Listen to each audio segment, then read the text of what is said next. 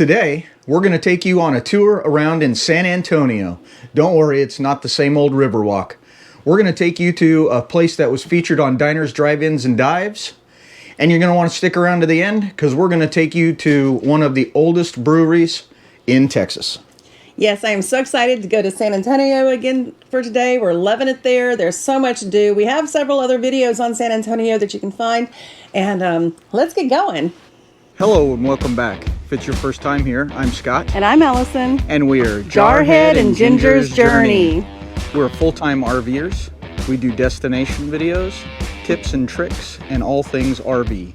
That sounds like something you'd like. Go ahead and hit the subscribe button and come along on our journeys. Well, we're back down here in San Antonio again. This time we're at a restaurant called Betos. It was a Latin street food episode of Diners, Drive-Ins, and Dives. And Guy Fieri came here. Guy Fieri came here for their empanadas. Now, we just showed you fat tummy empanadas. We didn't show you us eating them. We did that late at night, and they were so good. This morning, he woke up and he said, I want to go back to that place for empanadas. Instead, we decided to try another place, another Food Network place, like he just said. They have other food than empanadas, too, but we're going to go try. They have several varieties. We got yucca fritas as an appetizer. This is fried yucca from the yucca plant, cut into little wedges, seasoned, and they gave us 2 dipping sauces. Chipotle mayo is this one, and then this red sauce. I didn't know that yucca has such healthy properties. It's very anti-inflammatory, good for your heart, good for your whole body.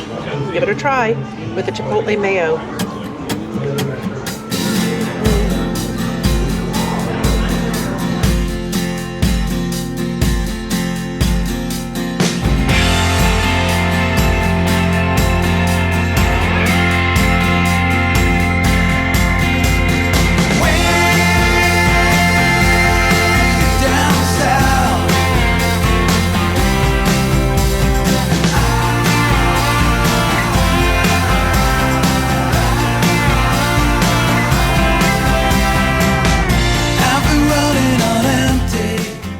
I got the pork verde empanada. It's pork with green sauce, and the red and chili beef empanada, and I can't wait to try them. I also got 2 empanadas.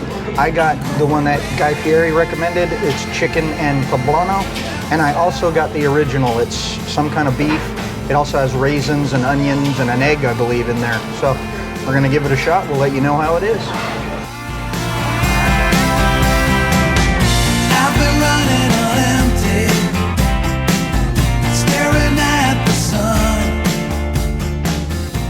Wow, that was Betos, guys.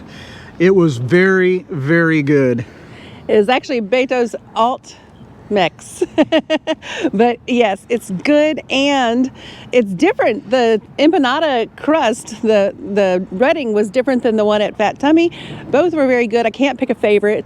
And this place also has outdoor seating on the patio. And I don't know, it's really good. And you know, every culture seems to have like a version of an empanada. America, we have Hot Pockets. Latinos have empanadas and pupusas, the El Salvadorian pupusa. Jamaican patty. Oh yeah, Jamaican patties and pierogies from Russia. Michigan has the pasties in the UP. Yeah. Let us know if you think of any other kind of Hot Pocket type food from another country. Yeah. And all 4 of those empanadas were very good. I think my favorite was the chicken and poblano that Guy Fieri recommended. That was very, very tasty. The pork one was very good too. The beef one was a little dry, but it's very tasty, especially if you dip it in their chimichurri sauce. Oh, yeah. Oh, they all amazing. had so much good flavor. They were all very good. Yes. So if you're ever in the San Antonio area and in the mood for empanadas, great place to come and check them out. And now we're headed to our next stop. Come on. Now we're going to take you along with us to a Brewstillery, Ranger Creek Brewing and Distillery. We're going to take a tour. We got 2 tickets for beers included with the tour. I got the San Antonio. I asked which beer would be good for somebody that doesn't like beer, and he said this is a light beer. And what did you get? I got one, it's called Sky Trooper. It's an IPA. I've already had a drink of it. It's very good. Bitter and citrusy. Very good. It tastes like I don't know, just a regular beer, like nothing fancy or anything, which is kind of like what I asked for, I guess. A regular light lager, But that's what she got. if I could have something other than beer, I would have gotten it. Essentially super sacks of grain and or corn on the whiskey side of it, but our brewers and distillers know by weight how much they're going to need on their recipes. So they'll put it up here, see, weighs it right there.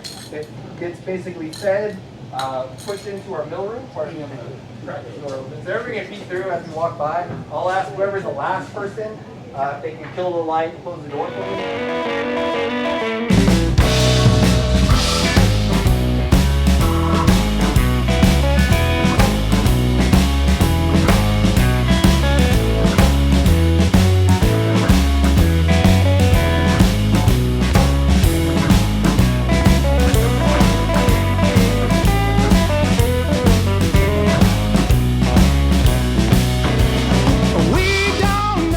Alcohol as it's traveling up the still, which is what you want. So I forgot to touch on this on the beer and the whiskey side of it, but when producing beer, water is key. You need to have good water. If you do not have good water, you're not going to have good beer. Sure, I don't know if some of you, I'm sure maybe some of you have had a buddy who's homebrewed, and then you tried it and you're like, yeah, this is good. And maybe you don't want to hurt their feelings, but most of the time if it doesn't taste like what you're normally used to drinking out of the store, it's used probably because they didn't use good water. Water is key when producing. You need to have good, clean water. But I dig you, babe, I'm sure you can tell. Can I help it if I want you tonight? Long and tall with that slender groove. I love your smell. We're inside the makeshift smoker in here. They smoke some of their grain for their smoky bourbon whiskey in here. Very cool. An old shipping container they turned into a smoker. Turning this whole basically annex down this way to nothing but barrels of whiskey aging. Because if you go look at our shelves, we don't have any bourbon. As I mentioned, we're on a bourbon. We're basically selling more bourbon than we can produce. So bourbon is scarce, unfortunately for us, with the exception of what's aging back here. But this is all our bourbon, all our rye. Move. Can I help it if I want you tonight? Well, I'm not a bourbon drinker, so I did this for you. And not only did I do the tour, we bought the VIP passes, which includes 2 extra tastings. And I have to say, Scott can probably tell you more about what he thought about it because, like I said, I'm not a bourbon drinker. If I had it, it would be mixed with Coke. But it was a good tour. Guys, this tour was very full of information. The tour guide, I can't remember your name. Josh. The tour guide, Josh, is also one of the managers here, has very, very much knowledge on the bourbon making process and also the bourbon tasting process. So not only did we get a couple of free beer tickets and a couple of free beers, we also got to taste 5 different bourbons or rye whiskeys. This was a really, really good tour. And if you're in the San Antonio area, I would highly suggest checking it out. One more thing, with our admission, we got 2 tickets for beers. I'm not a beer drinker either, so I had one, but they just told us that you can donate your ticket to buy a beer for a veteran. So that's what I'm gonna go. Wait a minute, I'm a veteran. Here you go.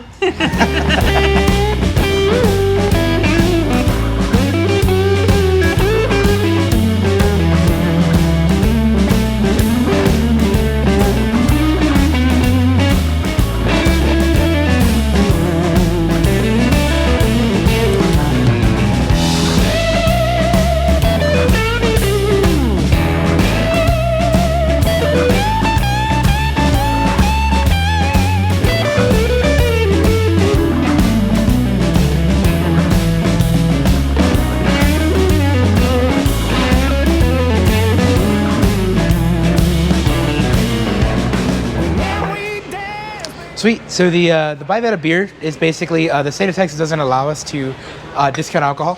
So it's basically our way of giving back to veterans. We have a $5 or a $10 beer or cocktail. right? So people can come in as long as they let us know the veterans. They get a beer, or if people purchase them, or you can donate your brewery tickets to them as well. So That's awesome. Yeah. And we donated one of our brewery tickets. So yeah. hopefully the next vet that comes in can get a free beer. Next time to come in. Yep. Awesome. Thank you. Yes, sir.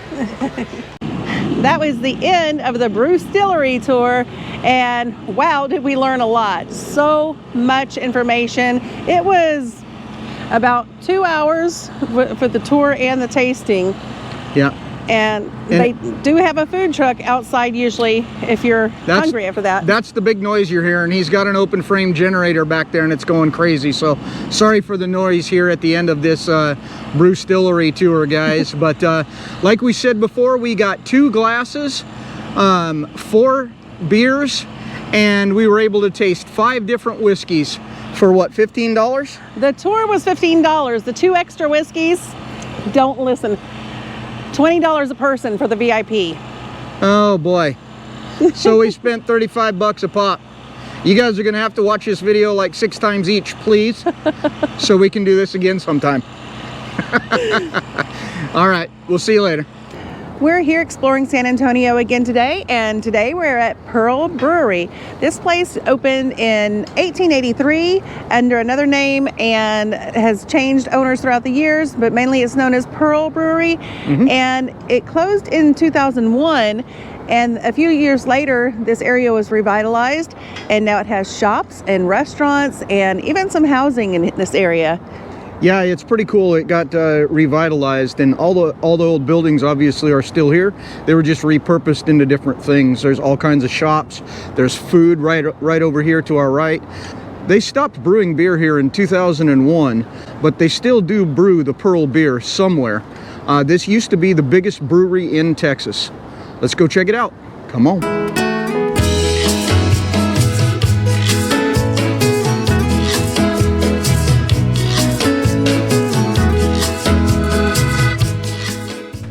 We decided to stop for lunch here at La Gloria at Pearl Brewery.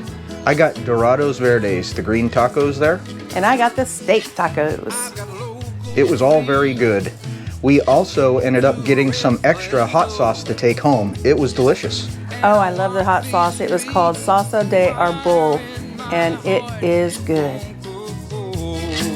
Also located within the Pearl Brewery complex is the Culinary Institute of America. Along with the students learning about the culinary skills, they have this restaurant called Savor where they get to show their skills to the public. This restaurant is open 5:30 p.m. to 8:30 p.m. A beautiful little view of that building through this little alleyway here in downtown San Antonio at the Pearl Brewery area. This girl, she works late nights in a franchise diner, serving burgers, cold and fries. All the boys seem to be her lovers. They can feel the love. This is a stable. It's a historic landmark here in San Antonio. In 1894, it was built to house the draft horses from Pearl Brewery. It's been a number of operational buildings or facilities since then, like a wedding venue. And now it is being reconstructed or repurposed into a music hall, music venue. Can't wait to see what it looks like when it's done. They can tear you down, being on your own. Such a long, long time. That's the way love. I was just telling Allison how beautiful that old smokestack is there that says Pearl on it behind us. And all of this other stuff here, the old buildings here are really cool. Full of little shops and stuff that we're really not that interested in, but it's a really cool little downtown area, guys. If you ever get the chance to come to San Antonio, check out the old Pearl Brewery. It's really awesome.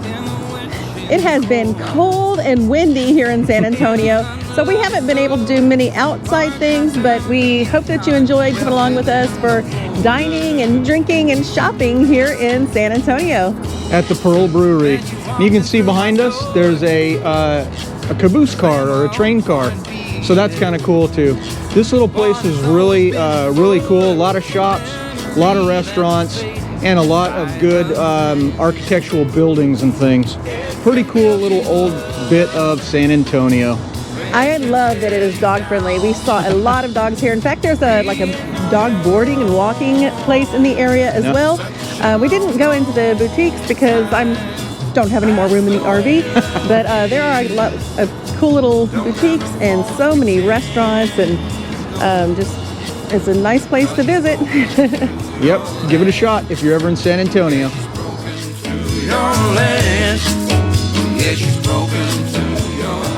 I got the Pork Verde I got the Pork Verde empanada and the beef and wait, I can't remember now. Red chili. Okay. I got the Pork Verde Empanada. That was the end of this tour of the That was the end of the brewery, distillery, or what do they call it? Brewery? No. This brewery?